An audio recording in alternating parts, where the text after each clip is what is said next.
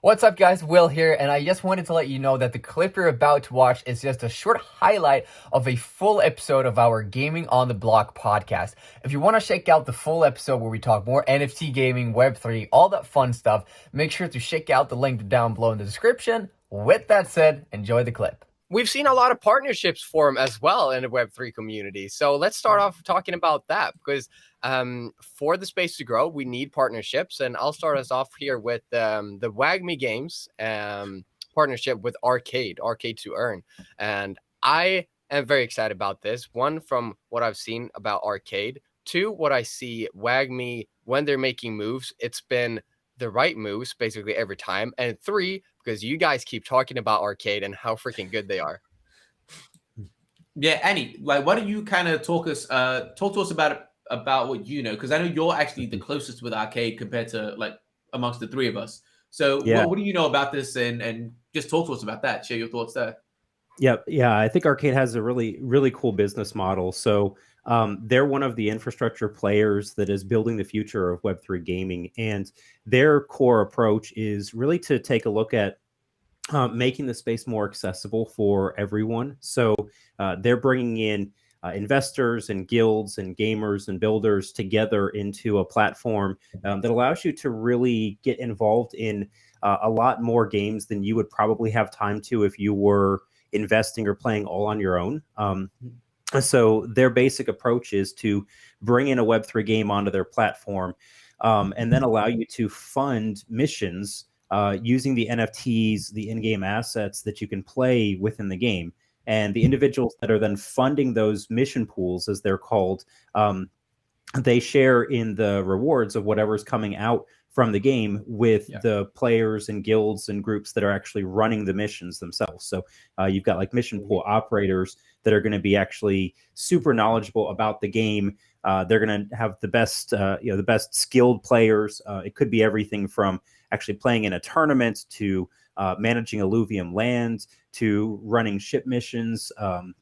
Really anything, kind of along the lines of a play and earn mechanic is going to work very well with Arcade to Earn. And so that's their basic approach. So they're making it easy for you to not have to follow 50 different Discord servers to keep up with everything. As we just mentioned, is a challenge, even if you step away for a week. So it's a great part. And WAGMI Games is, as you mentioned, it was recently announced as one of their partners. So really looking forward to getting more into in-depth work with Arcade and with WAGMI as we bring everything together. Yeah, and what you didn't mention, you kind of started on as well. Like they've got so many contacts in so many projects and that they're involved with, and they also do, apart from the mission pools, they also do advisory board kind of thing where they advise projects on what they think the right moves are, and that's why I'm so excited about this partnership with if you want to bring it up again, TSG, and you could even go to the article that they linked if you want to. Basically, what there's the Arcade consulting services. They will help WAGMI Games make the right moves. WAGMI has a very solid team that are really good with marketing. They've got Scott Herman, who has a huge following, who's a director of talent acquisition. But they're also acknowledging, like, yes, we've done things right now, but we want the very best of the best to help us launch this game in the best possible way and make sure that we make the right gaming moves. And that's why they've brought Arcade on to help them up with that consulting. And I'm excited about it because I think WAGMI has done a lot of right moves, and obviously Arcade, a very, very interesting project. And it's going to be very cool to see what comes out of this. Yeah, and as you mentioned, Will, Kevin and the Arcade team, Kevin is the lead over at the consulting services on the Arcade side, really bringing that knowledge to bear from Web3 experienced builders, creators, and consultants is proving essential. I've got a number of these projects that they often either are typical Web 2 game development studio, and they've hired a handful of Web 3 natives to help them build, Solidity devs and so on, maybe community managers or moderators. Or you've got these projects that are primarily Web3 natives, and they've hired or outsourced the Web2 building components of the gameplay mechanics. And I think both can work.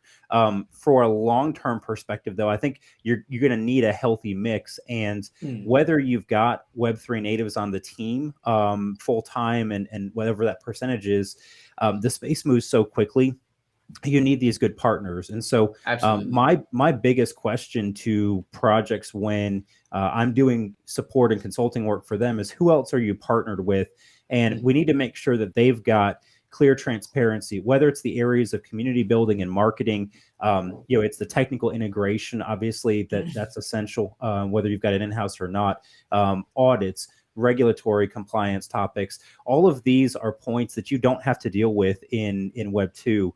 And then that kind of fundamental question: how do you integrate your gameplay with the broader economy? Whether you've got token structures or NFTs, if you don't have something that's sustainable and meaningful, you're in a lot of trouble. And so this is the area where I find most people are struggling to figure out how to make it work. And so, those builders that set up these partnerships are the ones that are going to succeed. I think Santiago and I talked about this in our interview, that the main question is not, are you the best team right now, but are you going to be the best team 6 months from now, and a year from now, and 2 years when your game launches? Those are the founders and the projects that I'm interested in focusing on. Agreed. And I think like my whole take on that is, and again, like I've been transparent about it, even for me getting that job, right? It's like, all right, cool. No one's expecting you to be an expert in everything. Like that's not what anyone's role is. But what your role is, what your job is to surround yourself with these experts. Like make sure that these people around you are advising you in these. So like when you say these, like, oh, what team's going to be around in 6 months? The team that's isolated and sticks to themselves, it's not going to be them. It's going to be the people that are reaching out. And I think it was Mr. Beast. I think it might have been you, Will, that kind of mentioned this, or someone mentioned this a while ago. But Mr. Beast used to say that like him and his crew used to like share their opinions on and the winnings and the losing, the losses with each other. And that way they're pretty much learning from each other. So I think it makes sense here. So like, again, if you're a project, a protocol, whatever it is, and you're like working with other people, having like good relationships with other people. And that's why I think partnerships are really important, because that's how we're going to grow like faster and more efficiently. So if you make a mistake and we're friends, you're probably going to share that with me so I don't make the same mistake as well. Right. So I think that's going to be very, very important moving forward. 100%. I 100% agree with that. All right, that was a pretty good one if you ask me, but the full episode is so much better. All right, once more, if you want to check out the full episode of the Gaming on the Block podcast, the episode that you just watched, then go ahead and check out the link down below in the description, because the full episode is available on my co-host TSG's channel. It's over there. You can check it out. I hope you enjoy it, and I thank you once more for watching.